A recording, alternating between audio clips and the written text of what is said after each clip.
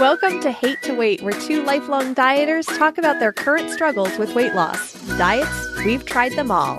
We are not doctors. We don't play them on TV or on this podcast. Join our journey because misery loves company. Hey, John. Hi, Emily. You know, this is like this is a bucket list item for me. Because I used to get all, when you had your first podcast, I used to get all jealous of James because he got to talk to you every week. And I said, boy, I would love to do that. And for some reason now we have a common goal, a common enemy of kind of losing weight and getting in better shape. We're not getting any younger. I'm certainly not getting any younger. So we figured that we would try to, and we were kind of doing this privately. Yeah. Well, we're two podcasters. And if you're two podcasters and you have like the same interests, what do? You make a podcast you out start of it. a podcast out of it. Of course. Yeah, I thought you meant when this was on your bucket list that you wanted to do a weight loss show, which was something I always wanted to do. That's my very first podcast was a weight loss show. That's right. And it crashed and burned. Well, my problem is I wanted to do a weight loss show, but I wanted to do it after I lost all the weight, but that didn't happen. That just doesn't happen. You know what I say? Listen, I know there's a ton of people out there that have weight loss shows after they've lost all the weight and all, and that's fantastic. I get it. But you know what? We're going through. We're in the trenches right now. Yeah. Like you can feel the pain. It's almost like you can ride along with us, whether we crash and burn or whether we have success. And we're going to talk about our struggles. We're going to talk about what's going on and how it's working out. And then you have a term that I love where, because at the end we're going to do a weigh-in. But 1 week out, 1 week during this month, you're not going to weigh in. And you have a name for that. And I think that is amazing. And that name is? Yeah, as a disclaimer, because I am a female and there are certain times we just don't touch the scale during the month. As a disclaimer, we will be talking about Shark Week. Right. So hopefully John will get some Jaws-like music. I will have some Jaws-like music. That's right. And we will put that under there. So on Shark Week, Emily will not be weighing in, but I will because I don't have that issue. So I guess we should talk about what the show is not. Yeah. It's not a show on how to lose weight because we're just going through this. We're doing it ourselves. If we knew how to lose weight, we would already have a successful show, a book, a vlog, a blog. Sure. We would be standing in one of our pant legs while we held the other pant leg out. I thought about that before. I kind of want to go out and just buy really big pants just to do that, to have that picture. That's an amazing thought. I never thought about doing that. I'm just going to buy bigger pants. That's all. There you go. This show is also a show that does not offer any medical advice in any way. That's not us. Don't take our advice. Nope. Don't do it. This show is just run by two people who have been on a weight loss journey and, our entire lives, and we're just here to talk about it. And if you want to tell us to eat less and move more, expect a throat punch. The throat punch for that, because we get it. We've read all the books. We've taken the pills. We've done all the diets. We're going to talk about our diets in a minute. But yeah, we're trying to lose weight and we're trying to do it in a healthy way and not in what I call Emily College ways of just like, I have no money, so I'm going to buy a 12-pack of Diet Coke and live on that for a week. So we're going to do it a good way where we eat food and we like our food, hopefully. Right. We're just two friends teaming up to help and support each other. It's a place for encouragement, hopefully progress. We're going to do this. Maybe we'll have a group where we can, if you guys are listening, you want to join in and commiserate with us, that would be fantastic. But here we are. We have a Facebook group at this point. It's the Hate to Weight discussion group. And right now, John and I are just posting fat memes to each other. So if you'd want to join us and join in and laugh, it's not the place for fitness gurus to come in and say, I can help you lose weight 60 pounds in 6 days. No, we want real people in there, real people struggling with yes, I know how to diet, but it's really hard. It's not as easy as just cutting calories and cutting portions. All right, so let me ask you this. What were the diets that you tried so far? Oh, so far. So I can say I started dieting at that scary young age where you hear kids like trying to diet at age 8. And it was the first time a kid called me fat. So me being like a big TV kid, I was like, I'm going to go on a diet. And I had no idea how to do it. Like, they taught us the food pyramid. So I was like, okay, well, I'll just eat a bunch of pasta because that was at the bottom of our pyramid in the 90s. So ate a bunch of pasta. I ate white bread like crazy. I was like, I'll lose weight on this. It's great. It never went away. And then I learned about calories in versus calories out. I'm like, okay, I will start counting calories. And back then we didn't have apps like MyFitnessPal, so I had to read the back of everything and do measurements. And it was so time consuming. I was like, this is not fun. This is not going to be something that is sustainable. And then in college, I got into Slim Fast. I did that. I got a video game called Dance Dance Revolution. Oh, yeah. And I played that and I lost 20 pounds in college. So instead of the freshman 15, I lost 20 pounds, which was great. I was like, oh my God, I'm finally losing weight. This is fantastic. And then of course I stalled and I hit that plateau and wavered there for a while. And then the next year I discovered ephedra, which it's off the market now because too many sports players took it and had heart attacks. So probably not the best thing for me. Right. And then post-college, this was funny. I joined the gym. And as I was working out, one of the guys came over to me. This is the judgment-free gym, too. So I'm not going to name any names, but if I say judgment-free, you know what it is. And he's like, well, let me help you and train you, and you get a free training session. Then he handed me this piece of paper at the end that was... At the time, it was something like the University of Alabama diet, but now I guess it's considered the military diet. And it was very strict. And it was like half a grapefruit for breakfast and black coffee.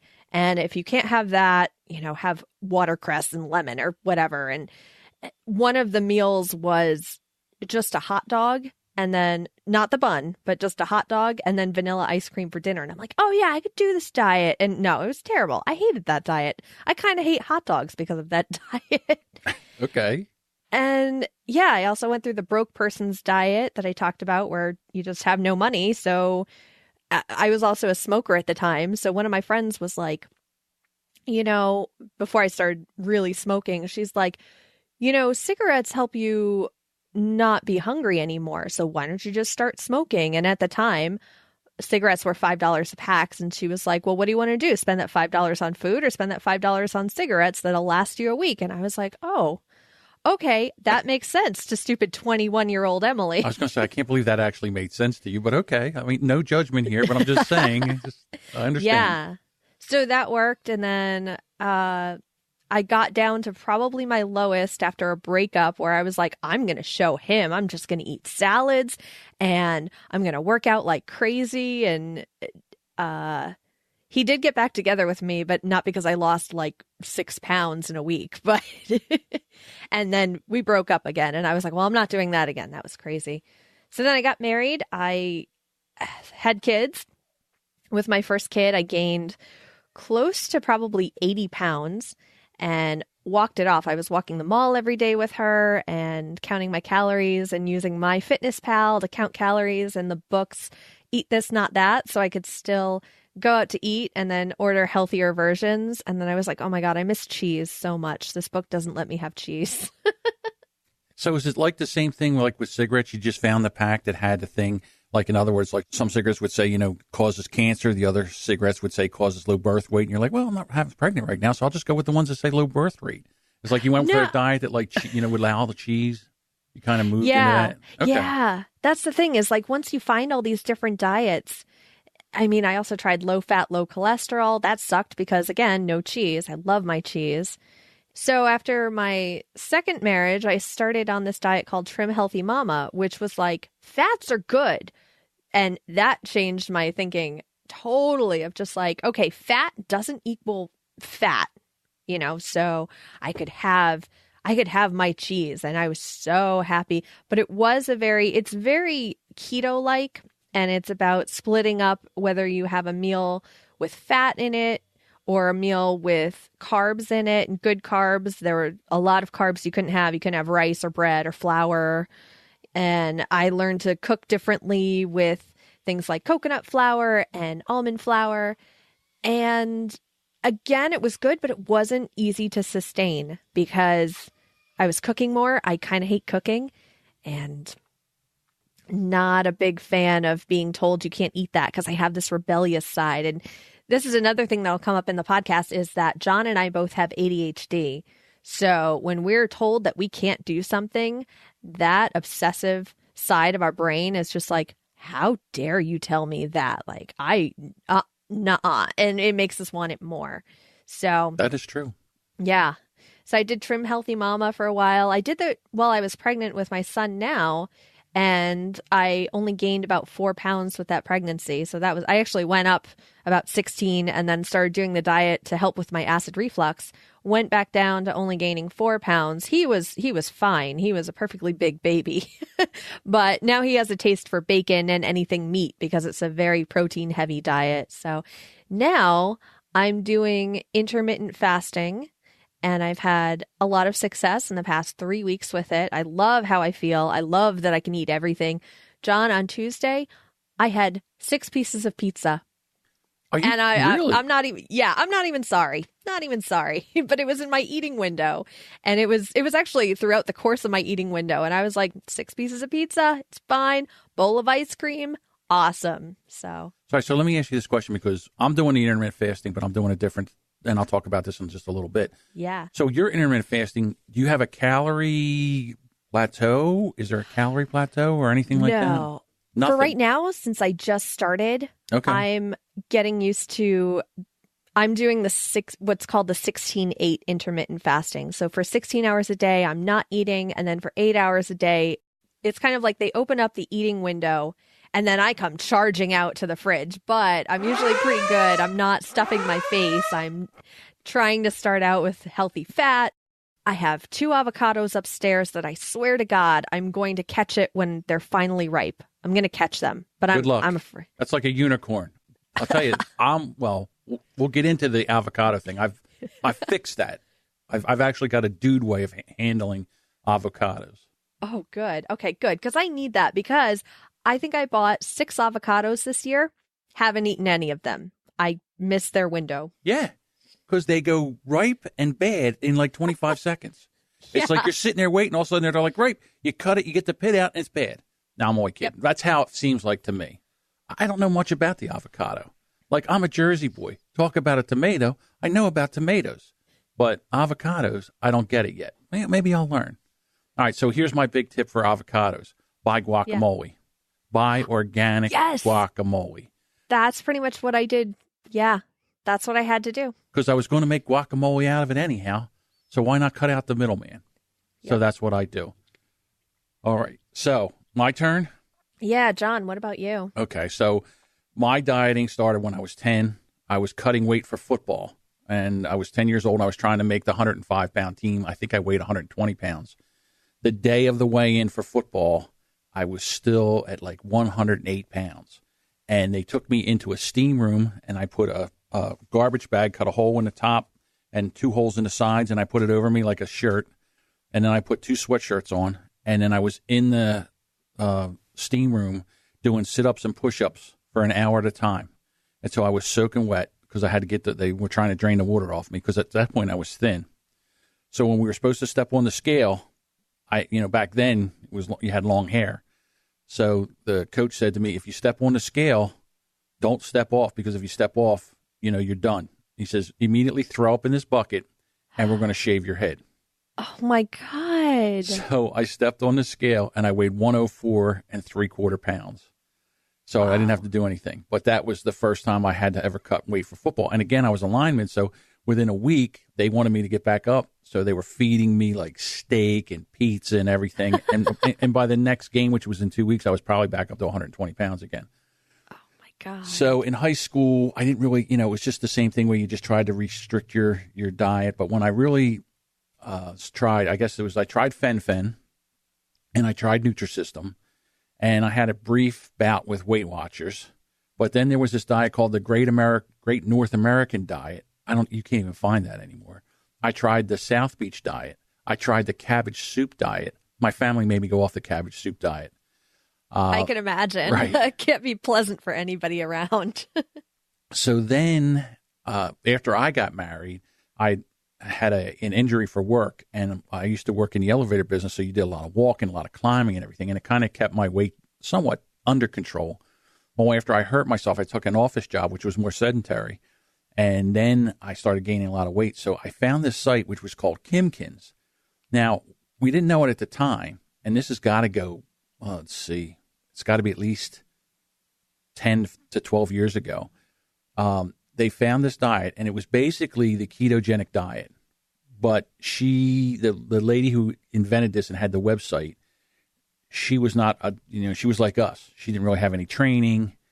And so she was taking pictures from a Russian mail order bride site, and she was using them as it was her, but she was actually overweight.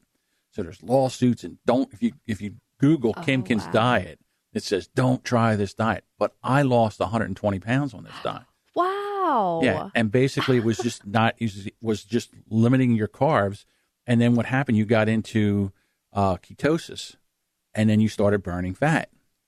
So then I went off of that for a while, and then I started eating carbs again, and then I went up. So then I tried this it's called the Leanness Lifestyle, and I tried the Leanness Lifestyle 180.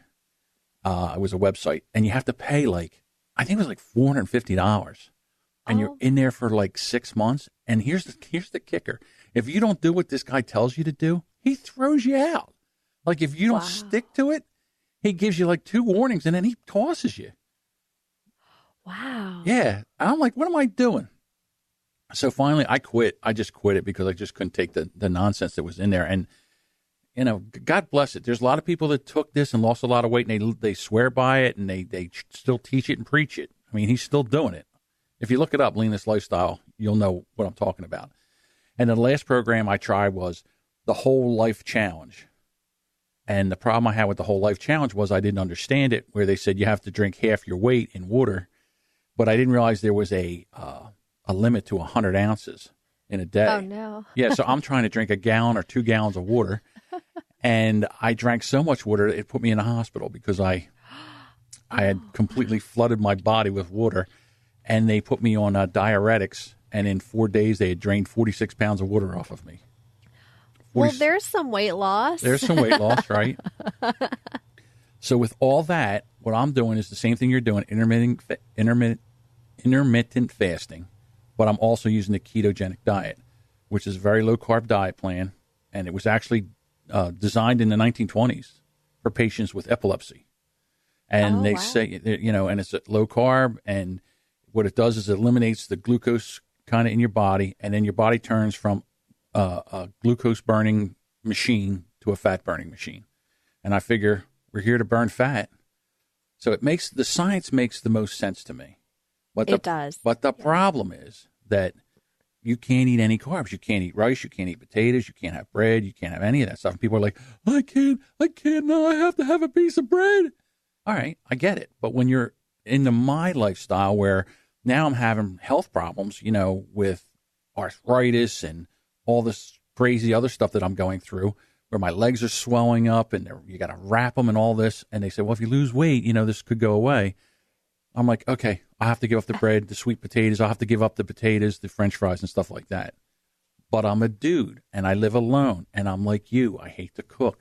So I had to figure out a way of doing this where I can still kind of, and when you wake up, when your window opens, you don't want to be cooking.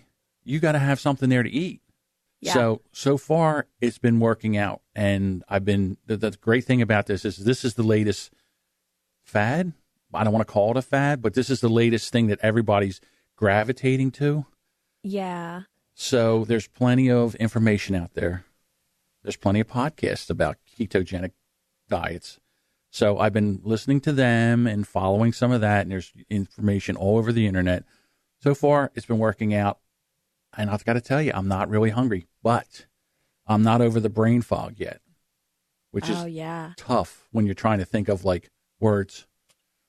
Sometimes they don't come out you're and you can't, it's in your brain, but it won't make it out your mouth yet. So let's hope that doesn't happen now.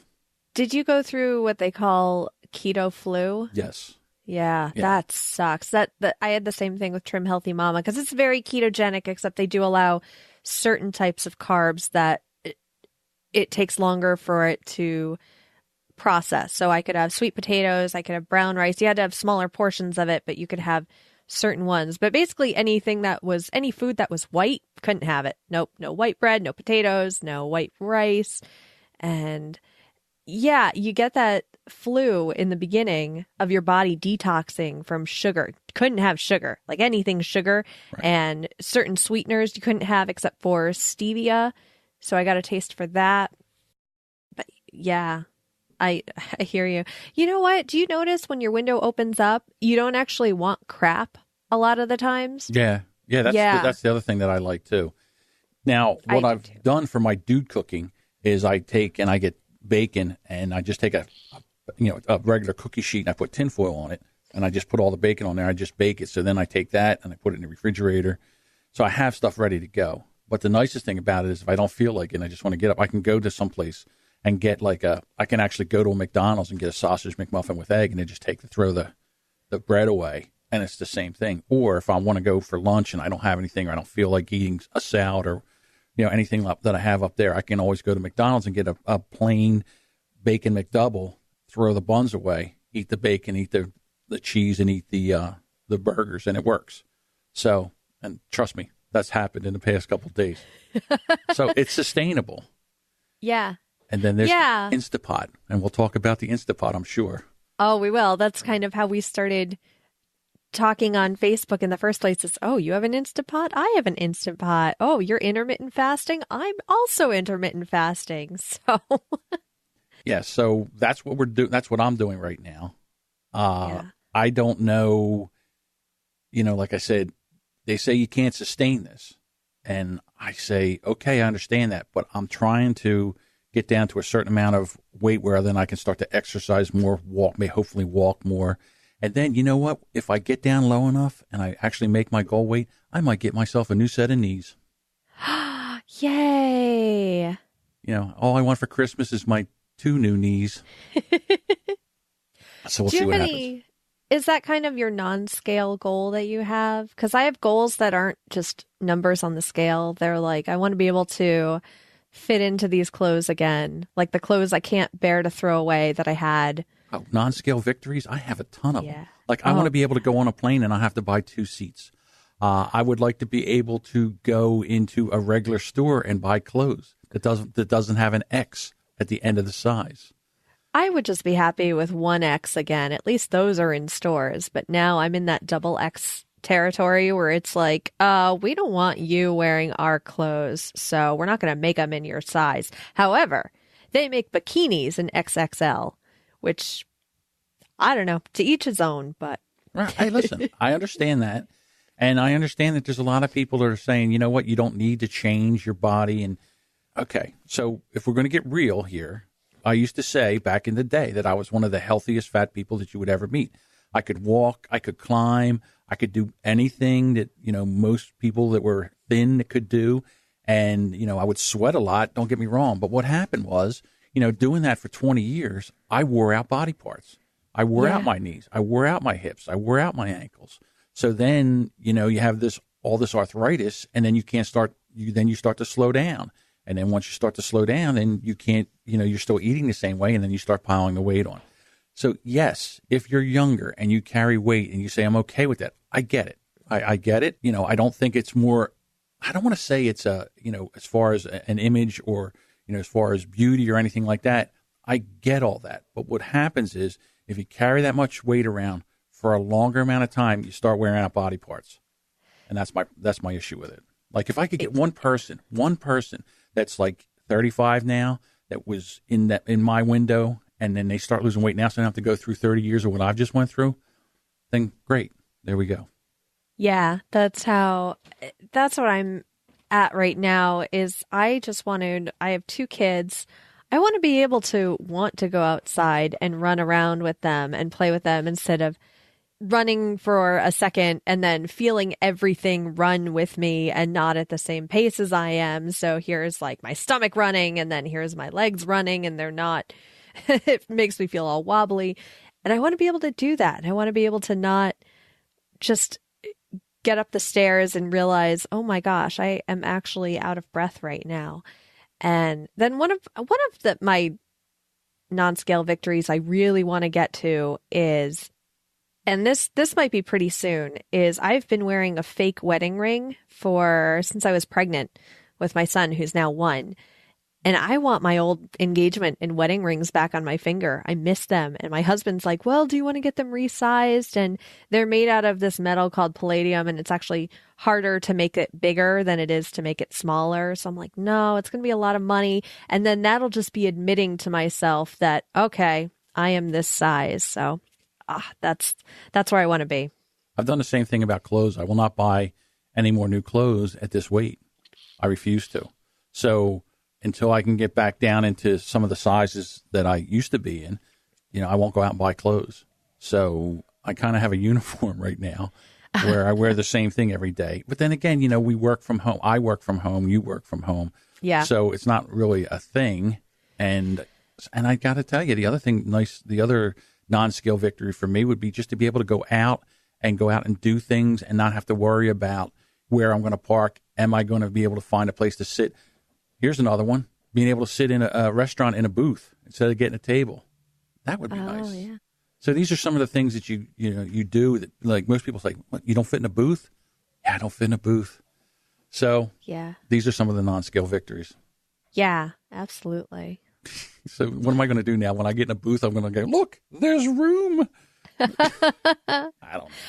I know that these women who their goal is to be able to see through the gap in their thighs, and they are like, I'm in the maintaining stage of my weight loss journey. I've never been in a maintaining stage ever. I've been in that tiny window of normal weight range, maybe for that 1 week that I got broken up with.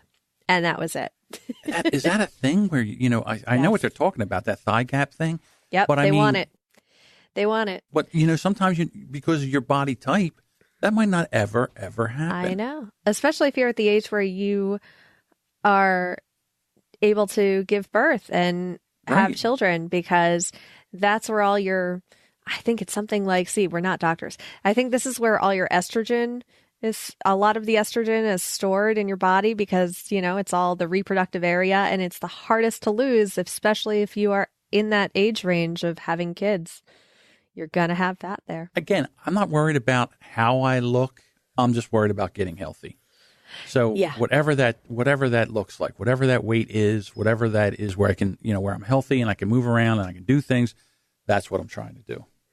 Do you ever feel like when you look at pictures of yourself from events and stuff, like, oh my God, that's not how I felt like I looked like? Yes.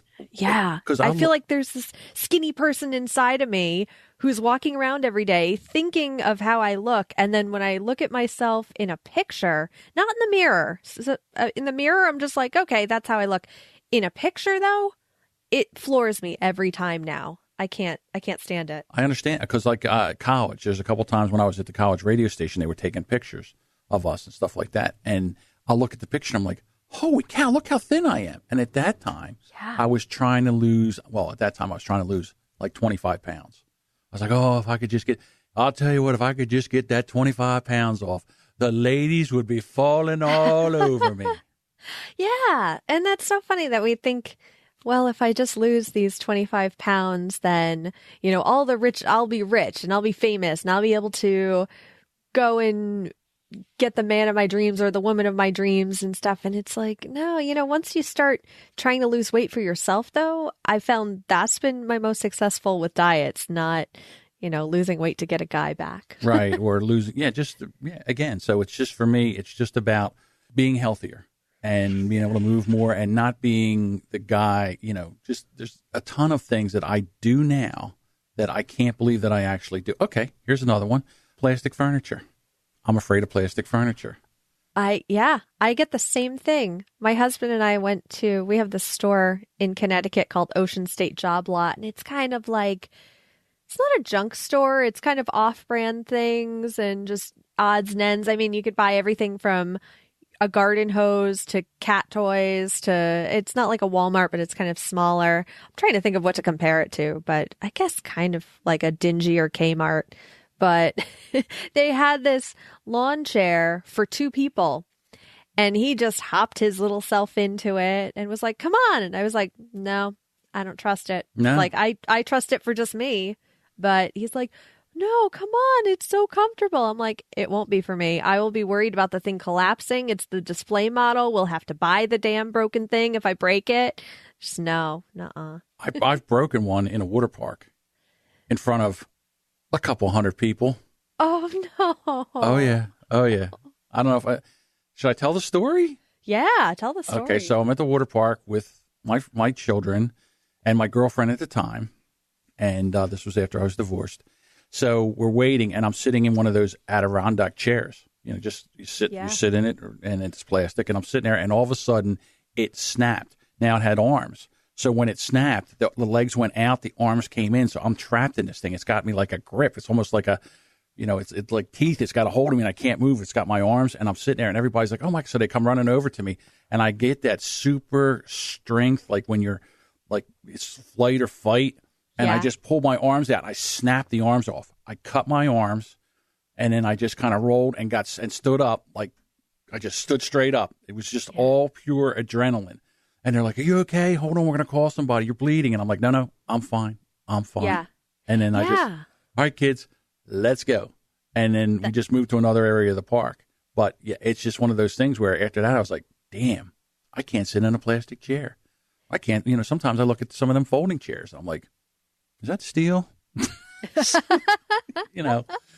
Yeah. So I guess it's one of those, what was the name? Oh, the Jack Black movie with Shallow Hal. Shallow Hal.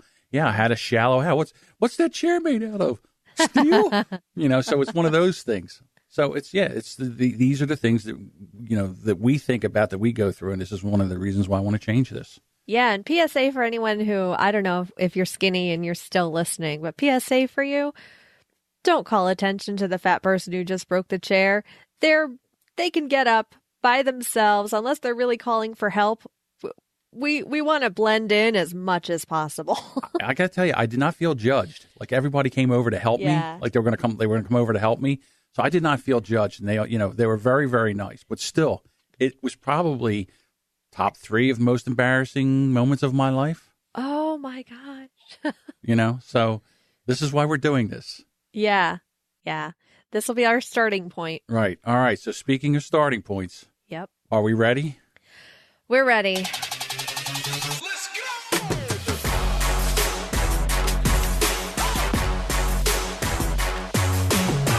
All right, so now, how are you going to do this? Because I weighed myself last week, and then I started this. So I have a number this week. Or do we start right now with this number and go from here?